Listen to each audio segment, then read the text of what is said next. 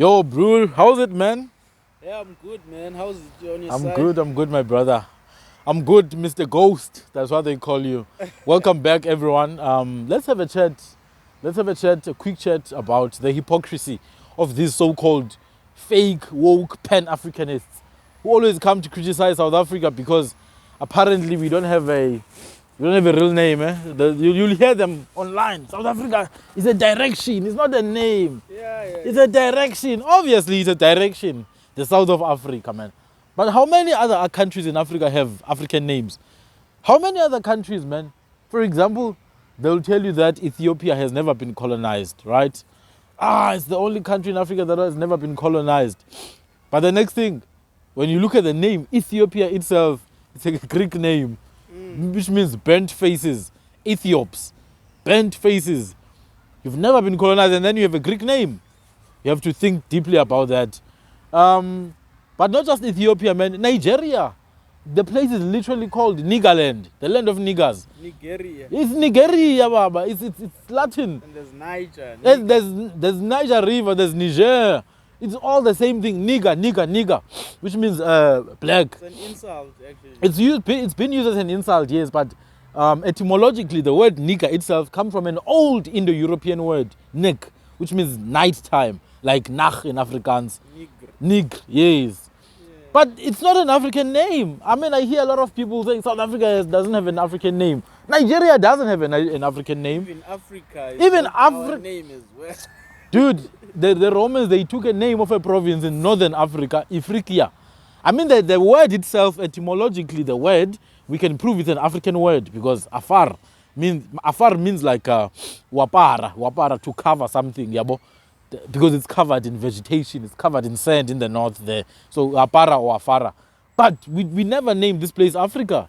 It never happened, man. They took a province there in the northern civilizations called Ifriqiya. Then when the Romans, they were like, that's Ifriqiya, they call it Africa. And one of the conquerors, the Roman Maybe conquerors. that's because of the direction it was in. Yeah, no, I understand how they named the whole continent Africa. I do understand that. But then the countries, man, for example, Guinea. What is Guinea, man? It's not an African name. Guinea-Bissau, Equatorial Guinea, Hey, Cote d'Ivoire. Cote d'Ivoire. Hey, Ivory Coast. Cote d'Ivoire. Hey, is that an African name? Hey, even, man, you see, like countries with African names, it's countries like Botswana. You see, Botswana, it's a traditional naming convention that we use for kingdoms. Ebunguni, Swaziland. Eswatini, they killed that Swaziland nonsense. Yeah. Lesotho, those are proper African names, you see. Botswana, Zimbabwe. Buru.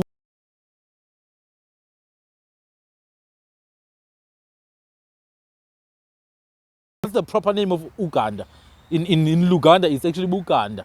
You see, now even Tanzania is not an African name, and you know they mixed the actual name of the place, which is Tanganyika, which means the original land or the first land, with Zanya. Zanya is the equivalent of nigger. Zanya literally means nigger, man. It's an Arabic word, Zanji or Zanyi. It means nigger. That's what they used to call our people. But doesn't it come from like Azania? Azania itself means Negro land. Doesn't it mean God has delivered? That's the Hebrew version. Azania. But Azania comes from Zanyi or Zanja in Arabic. You can check it on Google Translate right now. Go to Google Translate, put Arabic and put Zanj. Zanj. You'll see it's a word that was used for black people during the trans-Saharan and trans-Indian slave trade of the Arabs when they were taking our people to northern Africa and to Iraq. So even Azania is a slave name, just like Tanzania, just like Guinea-Bissau, Equatorial Guinea, Cote d'Ivoire. So for me, I'm pointing this out just to shut these hypocrite, false, woke Pan-Africanists who always try to guilt trip South Africans into submission and acquiescence by saying that you don't even have an African name. Shut up. But Some of you don't even know their clan names. let's say now, believing that we were the first civilization on earth, Yeah. and we the first people to actually speak a language. We are the creators of language. Well, I mean, we are, obviously. So why should we mind if we call it Equatorial Guinea if we ourselves we are the creators That's of this language? that's exactly what I'm saying. They use this thing that South Africa doesn't have a name. They use it to try and silence South Africans on debates about Africa and Pan-Africanism. Is this false Pan-Africanists, man? These people are hypocrites. They are Pan-Africanists when it serves them, and when it doesn't serve them, like the situation in Congo, they are not Pan-Africanists. You see? They are not Pan-Africanists when some presidents don't want to relinquish rulership over a country. You have a president who's been in power for 30 years, and you call that country a democracy. These Pan-Africanists don't go against those presidents. So their Pan-Africanism is limited to bullying certain groups of people to quietness and acquiescence. And we cannot have that. But the idea of naming countries, man, there's nothing wrong with a country having a name. It's not a bad thing, right? But remember, man, there has never been a time where the whole of South Africa was ruled by one person. And therefore, no one could just name South Africa. It's impossible, man. You name the place where you sit, you stay. Within the borders of South Africa. Yes. No one has said, I rule the whole place, because Bavenda and their kingdom, they have their own king. AmaZulu and their kingdom, they have their own king. AmaXhosa have their own king. Kwakwena groups have their own kings. Yeah? Basotho have their own king. Bapedi, Batswana, Balubedu, Mapulana, Amahlubi, Amandebele. All the different groups, man, they have their own kings. So you can't then tell me that we must name South Africa. Who's going to name it? Is it going to be in Tshivenda, the name? Because I want it to be in my language as well. Do you understand what I mean? So perhaps sometimes these debates can be very counterintuitive if you don't think deeply about them. That's why I'm saying the people who bring this up, they're just trying to score points. They're not really thinkers. They haven't really thought about it. But it would be a nice thing to have South Africa named after an African name. Like the coat of arms, Ike Karake. You see, I love what they've done there with the Kwekwena words, the Tram words, because it's one of the old languages. I do speak an element of Tram myself, you see. I know you do as well. We'll use a lot of words that are actually Tram in origin. But these things need to be discussed in depth so that we understand what the meaning of these things are. You see, what I do support though is the cities. So I support the naming of the country, don't get me wrong. But I also support even more the naming of the cities, man. Imagine we have a city called Port Elizabeth. What does Elizabeth have to do with our country, man? They are celebrating their... A colonizer, an evil, wicked colonizer. I even hate the people, or I hate when people say the Eastern Cape is Mpuma Koloni. What the hell is Mpuma Koloni, bro? Ikoloni. It's the Eastern colony. Bro. For example, there's a name in isiXhosa of a cape. A cape is Intili. Impuma Ntili, the Eastern Cape. Impuma, which is the east where the sun rises. Intili is a cape or a peninsula. Because it's a land mass that goes into the ocean like a strip of land or a tongue. That's what a cape is. It's like a mini peninsula. That's what a cape is, literally. So there's a name for a cape in isiXhosa or isiZulu, even in other languages as well. Impuma Ntili, baba. Intshona Ntili, which is the Western Cape. What is nonsense of Mpuma Kapa or Mpuma Koloni? It's rubbish, man. We must remove all these names. And then you have Johannesburg. Bruh. Johannesburg. Who's Johannes? Who's this guy? Gauteng. It comes from the Dutch word goud, for gold.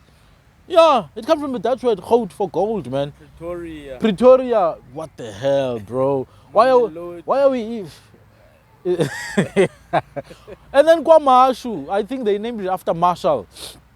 Harry Smith. These are the guys who killed our kings. And even our schools as well. Yo, bro, you have DF Malan School. DF Malan School. Eh? Why would you name your school after a racist white supremacist? So these are the streets as well. Even the streets, man. I mean, the National Park, Paul Kruger, Bruh. a racist white supremacist. So, man, these are the conversations that need to be had, and action must be taken. So I'm very happy about the changing of Port Elizabeth to Gqeberha. I love it, man, because the place has always been Gqeberha. It's always been Gqeberha. Actually, they call it Kabecha in Afrikaans. It's there. There's a lot of places that have always been Kabecha. It's not Kabecha, it's Gqeberha. There's a place named in Eastern Cape called Kumcha. It's not Kumcha, it's Kumcha. These are old names, man. Those old Tram names. Our ancestors have been using these names for thousands of years. Even Table Mountain, you know, one of the professors of isiXhosa, Prof. Ncedi Lesaule, he actually pointed out his grandmother, who was in her hundreds actually, I think she died at 120 something. She pointed out they used to call the mountain Intaba kaNozixeshana. Not Table Mountain, Intaba kaNozixeshana. And Robben Island used to call it isiqithi seZodwa.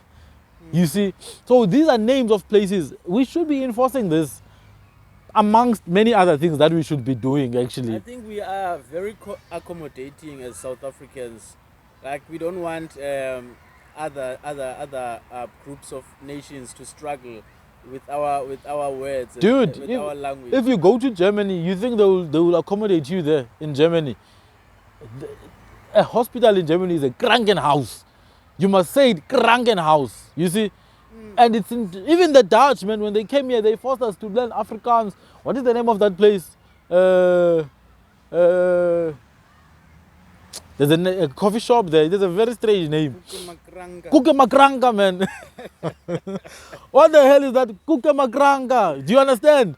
They didn't think for you that, oh, you're not going to be able to say this word. So when you must change now, when the place of a name is Kakamba, you must change it to love everyone. Judy's coffee shop.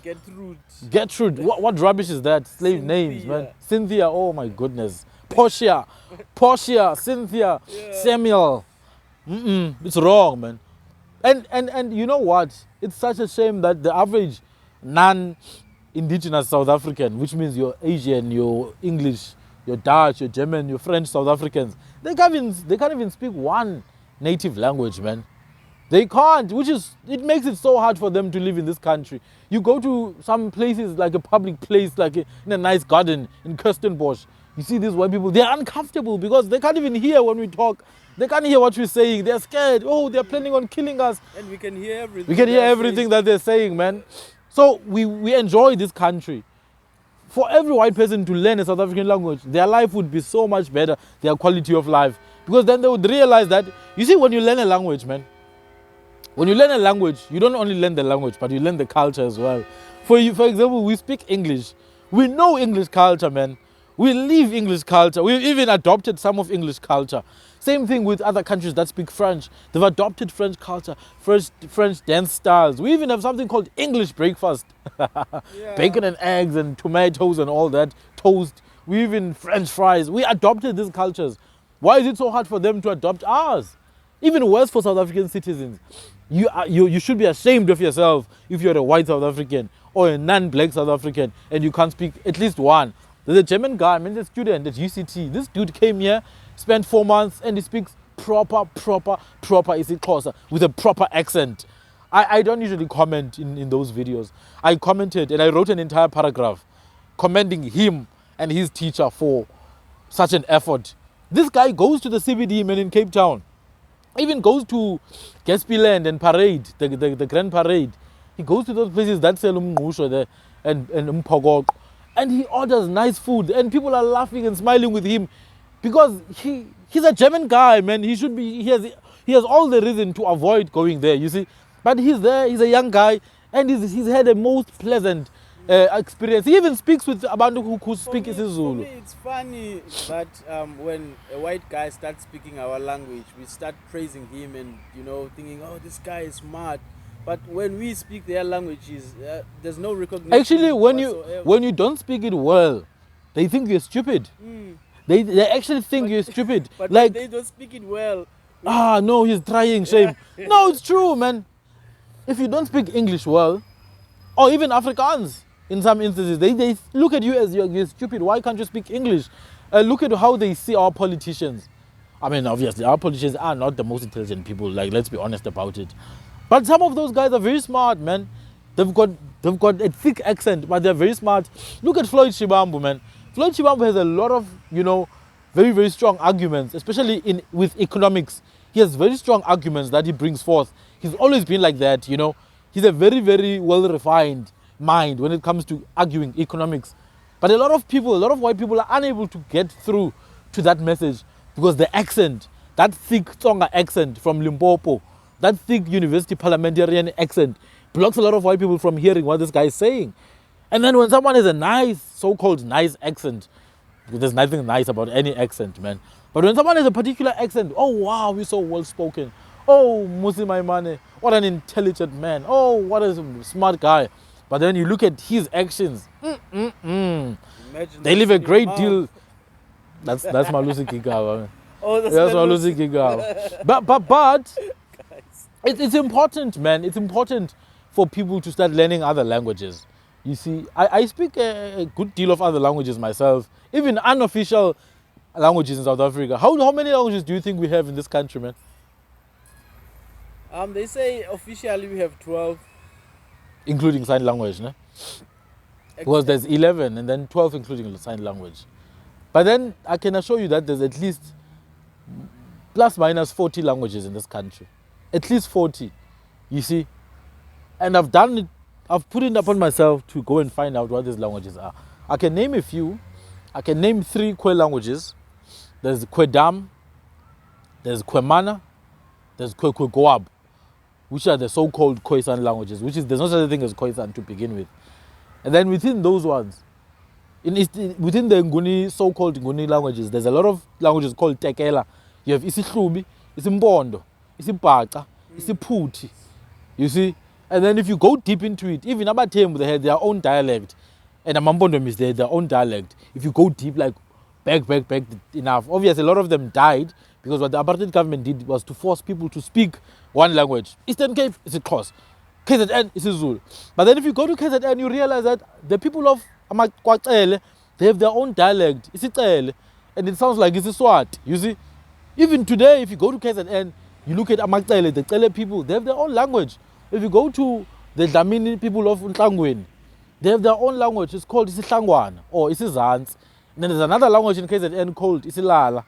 If you go to Lesotho, you have isiSotho, you have isiPhuthi, which is like an old version of the language of Amazizi. You see, even if you go to Mpumalanga, man, you find Siswati, you find Sipulana. You see, if you go further north, you find Kilubedu. These are languages that you don't really hear about. But they're there, man, and people speak them in a daily basis. So what makes them unofficial? What makes them unrecognized? What makes them inferior to other languages? But and this is why it's important to learn about yourself. Because when you learn about yourself, you realize, hi man, according to my history, there's a group of people that were known as AmaHlubi. There's a group of people that were known as Balubedu. There's a group of people that were known as Baphuthi, Amazizi. What did these people speak? Did they speak? What happened to their languages? And then once you start to uncover that, you start to internalize that power that comes with knowledge of self. My brother, when you walk out of your door in the morning, you're not going to be scared of this particular white supremacist or whatever that it is that you're scared of. You're not going to be scared by anyone for that matter because you know who you are. And this is the power, man. Yeah, that's actually true, because now if you know that you are from a royal bloodline, bro, like you like no one, you don't bow down. You don't to need anyone, conviction. you know. You don't need conviction. You don't need motivation from anyone. You understand who you are. All you need to do now is to act right.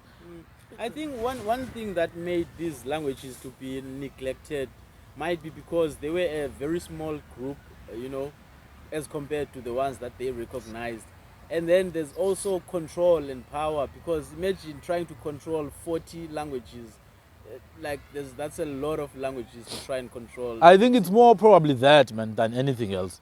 It's more about control, because you can't tell me that there's few people who speak isiPhuthi, which is isiPhuthi. You can bunch it together with isiHlubi and with isiBhaca and with isiCele. And isiHlubi is much closer to isiXhosa. They are related, but you can't tell me that there's few of those people and then there's more people. There are more people, Afrikaner people. Afrikaner people forced people to speak Afrikaans, man. It is very widely spoken, but they were forced to speak Afrikaans. I really feel for those people, you know, like when they have to sign documents and stuff, and then you find that your language is not. It's not there. You see, man, it's sad, bro. It's sad, man. It's sad. Even this nonsense of labeling people black, white. And my brother, when did you know that you were black? Who told you are black, firstly? I'm not black, bruh. Who told you? Because at home now. Black is that color of that mic, right? This is black. That's black. And this is brown. So it's not even about that anymore. That's the thing about programming. There are people who will get offended when you say you're not black, ne? But then when they look at you, they can see, man, this guy is brown, man.